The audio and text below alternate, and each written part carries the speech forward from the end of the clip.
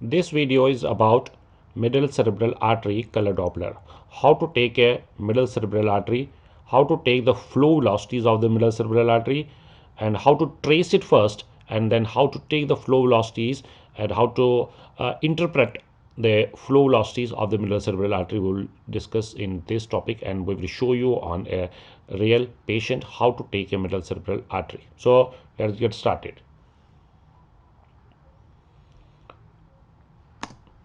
Now, first of all, what should be the scan plane? This is very important. This is very important.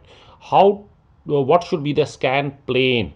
Now, the scan plane, now see here, what I am taking an appropriate scan plane over here, because if the scan plane is perfect, then only I can take the middle cerebral artery. Then only I can see to the circle of Willis wire from the middle cerebral artery can be traced.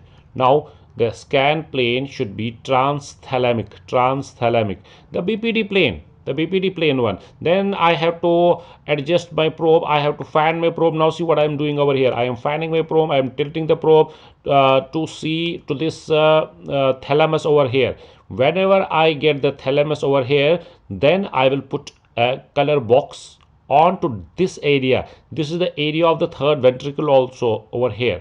So anyhow, the scan plane will be transthalamic. Now see, I am trying to get the transthalamic section, and from the transthalamic section, when I can see to these thalami over here, this is the thalami here, I will put the box over here. Now see, this beautiful circle of Willis is starting coming. Now see, I can see the middle cerebral artery. This is one and this is the second one. Now, why one is red over here and why I am seeing a blue one here?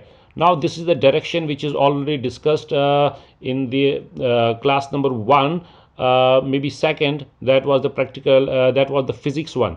That this flow is going towards the transducer, that is why it is red, and in here I will see a blue vessel, which means that the flow in this vessel is going away from the transducer.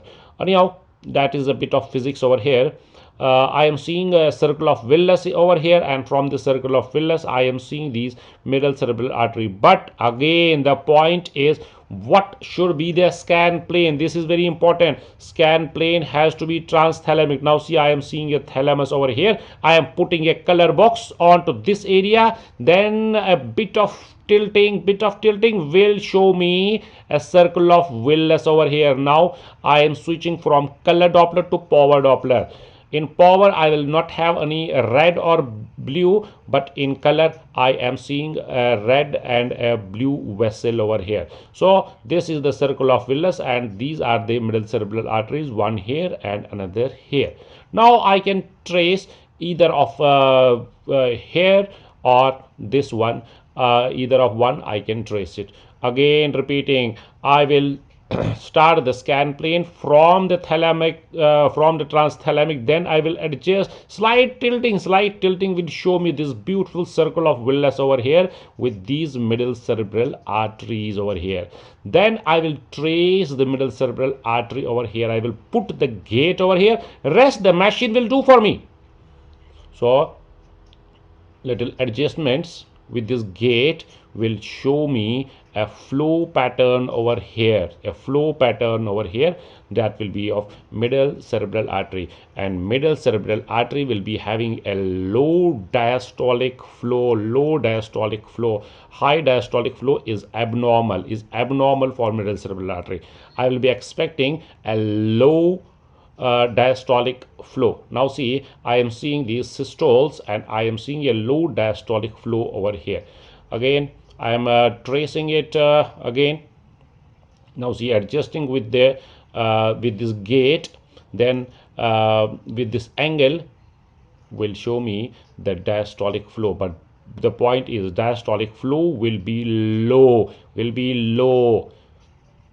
So this is how we have to trace it. Now see, the diastolic flow is this much only, and the systolic peak is very high over here. So this is the real-time scanning where I can see that the diastolic flow is very low as compared to the systole. So then I will adjust the probe to see to these flow velocities again. Now see the low diastolic flow as compared to the systole. Now I will adjust with the machine settings. I will see to these boxes over here. Then I will see to the knobs to get adjusted these flow velocities to adjust. Now what I have to do over here. Now see the baseline is a bit high, but it is not cutting it. So I am moving down the baseline. I am moving down the baseline. Now what I have done, now pay attention. What I am seeing over here, I am seeing that all of sudden, pay attention, I am seeing all of sudden these peaks are going very high. Now why they are going very high? Because I am decreasing the PRF, this velocity range over here. This velocity range is very low. Now pay attention, this is very low. That is why these peaks are cutted over here. Now if I will increase the velocity range, then I will expect these waves, tall waves, to get settled like this. Now see in real time how this is working.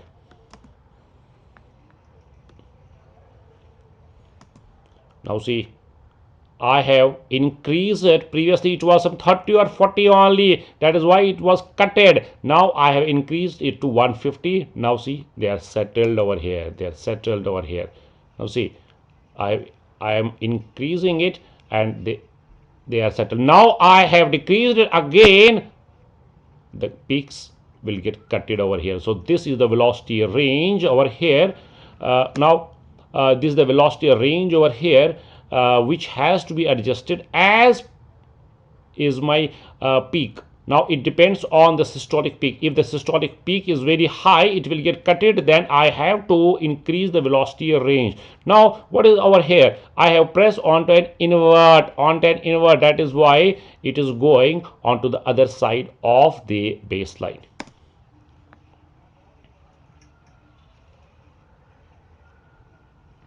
Now see, they are going onto the other side of the baseline because I have pressed onto the invert knob of the machine. Now I have reversed it. Now I can see these velocity, these flows on the top of the baseline. So this is the invert knob. Again, inverting by these knobs which are already discussed with you. By these knobs, which knob? That machine will show me which knob, because I am having dialog boxes over here, that is already discussed with you. Now see, I am moving the baseline up and down. This is how the baseline can be moved up and down. Now again I am decreasing the velocity range. That is why previously it was cutted. Now I am increasing it so that it will get fitted. Now see, this is the pulse. This is the velocity range over here. So these are the settings of the machine which you can make. Now when I will get a good flow velocities, I am having some settings in the machine, that is frozen, live and off. What is that? That is if I will go for live one, machine will automatically trace it. That will be auto tracing. And if I will keep it off, then I have to manually trace it. What I will suggest you to keep the tracing off from the machine. So better is to manually you have to trace it. Better, it will be appreciated if you will manually trace it. Now how to trace? Like you are measuring anything, you have to trace that way, in that pattern, in that way you have to trace it. You have to trace at least 2 waves. So I'll be starting from here, going up, coming down, then taking the second wave and going up to the third, but I will not take the third one. So at least two. I can even take 3, 4, but at least 2, not with 1. This is the point. Now how to trace? Now see, taking the cursor,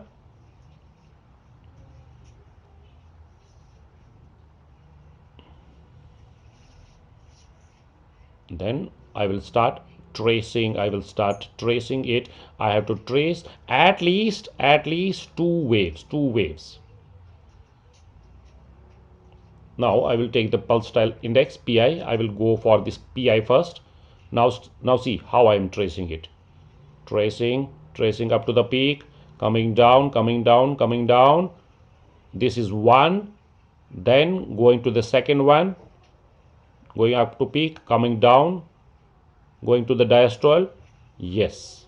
Now I will take this also. Second wave is also taken. Now what is the point? Point is that machine will show me a dialog box over here. This is the box. This is the box over here. Now see, I have got this box. The machine has done the job, but I should know what machine has done for me. Now what I can see here, pi, machine is giving me the pi of this flow now. Now the pi is 2.6 here. Now see, it is 2.6. So anyhow, it is 2.6 in this middle cerebral artery. Then is this normal or is this abnormal? I will go to a chart which is already shared with you in the theoretical class. I will see whether this 2 is fitting normal or as abnormal over there. So let us go to that chart. See, some machines are having these inbuilt charts in it. But even if you don't have charts, you have to paste these charts in front of your machine and you have to see for this pulse style index of the middle cerebral artery from the chart. Very simple.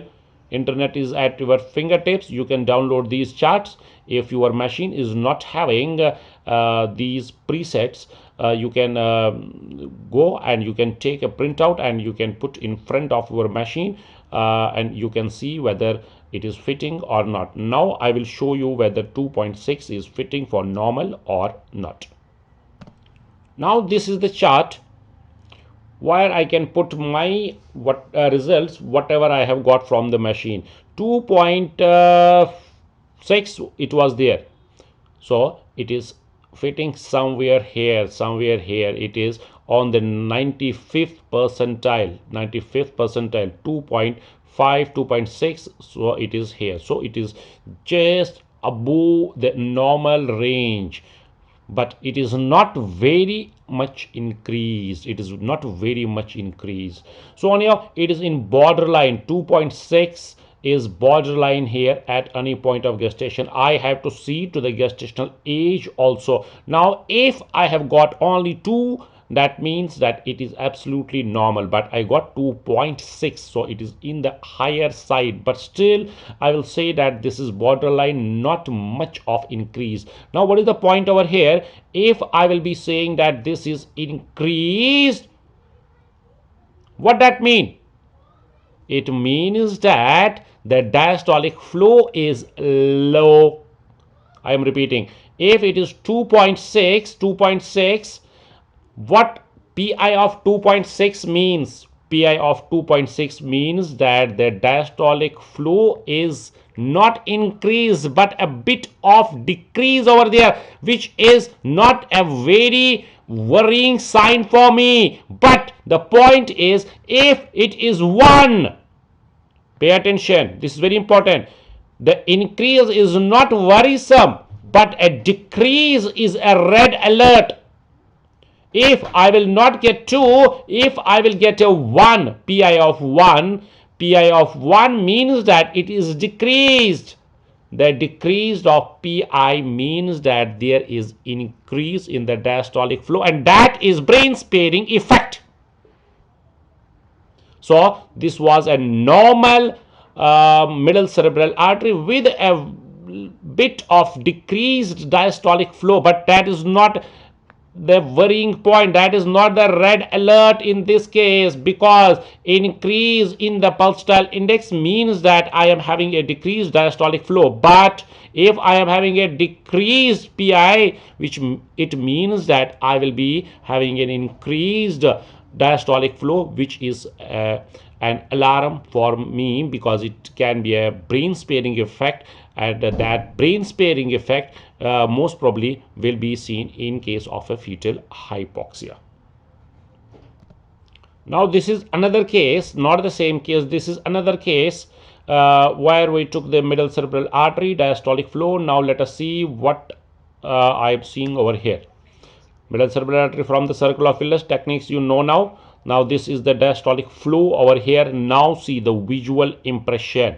Recall the previous image, recall the previous flow, and you can go back to the and you can pause the video and go back to the previous flow whatever I have seen, just to have a visual impression of this diastolic flow. Now this diastolic flow is increased, visual impression is giving me that this is an increased diastolic flow.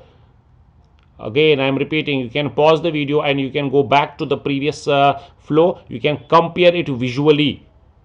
Here I can see that the diastolic flow is increased. Now not only visual impression will do, I have to trace it.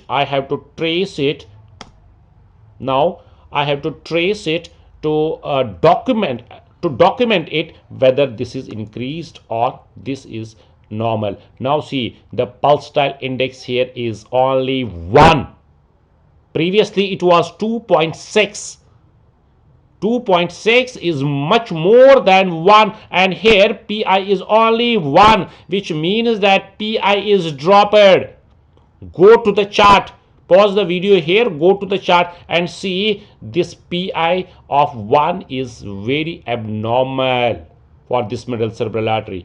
Now again what I am saying, the visual impression is giving me a clue that yes doctor, it can be a brain sparing effect, but I have to trace it. Now in this, the machine is on auto tracing. I will not recommend you to put your machine on the auto tracing. So you will trace the two flows and the machine will give you the pi. Anyhow, the pi here is only 1 over here. So this is the point.